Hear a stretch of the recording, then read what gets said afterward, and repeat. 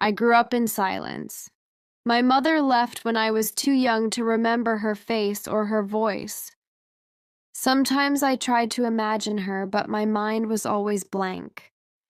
My father never spoke about her. Whenever I asked, he simply said, "She is gone." After a while, I stopped asking. We lived in a small house near the river. It was old but strong like my father. Our days were quiet, our nights even quieter. My father worked in a small car repair shop. His hands were rough, his clothes smelled of oil and metal. Every evening he came home tired, ate silently, and went to bed early. We didn't talk much. Words were rare in our house. I got used to it. Silence became my language. Most of my time I spent alone. I liked walking by the river.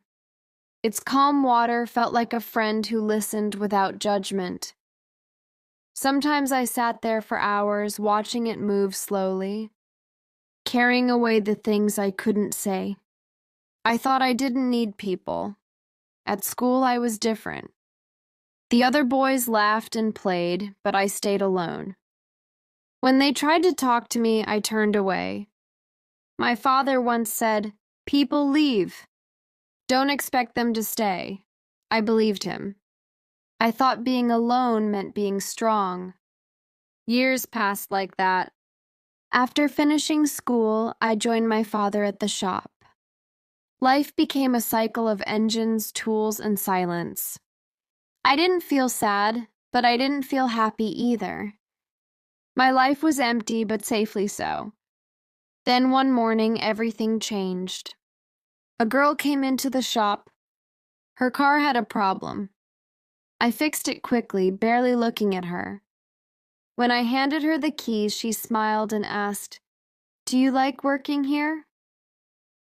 I said nothing. She smiled again and said softly, "You're very quiet." Then she left. I thought that was the end. But the next day she came again, this time without her car. She stood at the door and asked, "Can I watch you work?" I frowned, confused, but she didn't leave.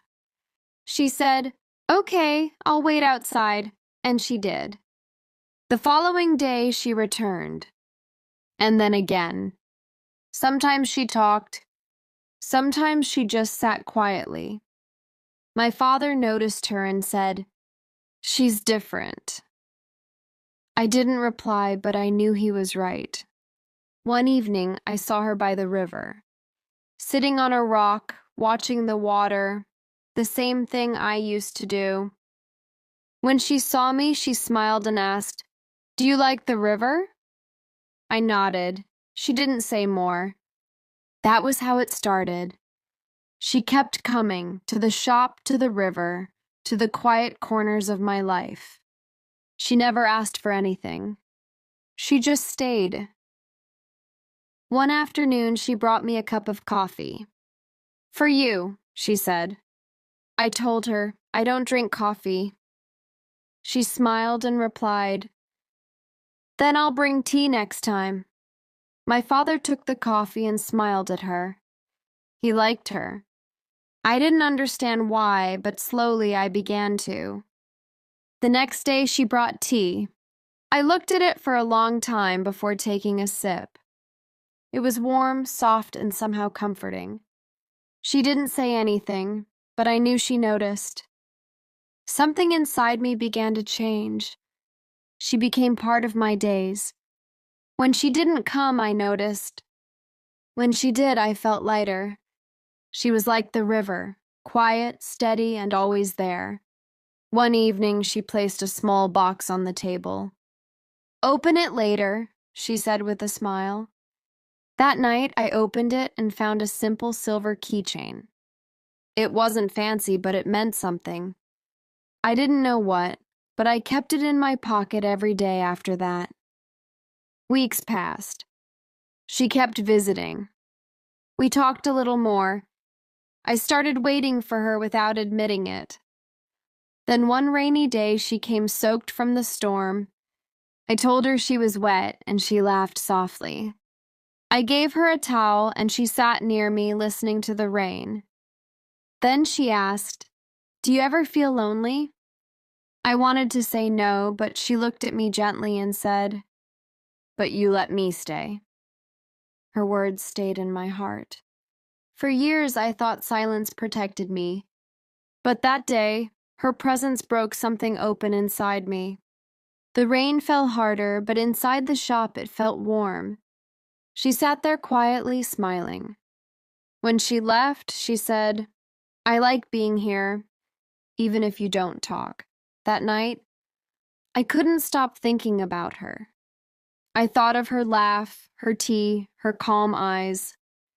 I realized she had filled the silence I once loved. Then, one evening by the river, she asked softly, "If I leave one day, will you miss me?" I looked at her but said nothing.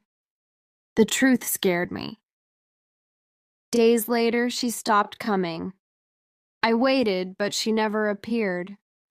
The shop felt empty. The river felt cold. The silence that once comforted me became unbearable. I missed her voice, her tea, her quiet company. I missed her in ways I didn't think were possible. I held the keychain she had given me, and it felt heavier than before. I understood then that I had been wrong about strength. Being alone wasn't strength, it was fear. Weeks later, when I had almost given up, she came back. She stood at the shop door, smiling softly. My heart jumped. I wanted to ask 1,000 questions, but all I managed to say was, "Hello." She smiled, and the silence between us felt full again, full of all the things we didn't need to say. From that day, I stopped pretending not to care. I began to speak more, to listen more, to live more. The walls around my heart slowly fell. I learned something important. Love doesn't always arrive with noise or fire. Sometimes it comes quietly, like a river that flows steady and endless. It waits, it stays, and when you finally see it, you realize it has been there all along. If you enjoyed this story, don't forget to like, share, and subscribe to Emma English Practice.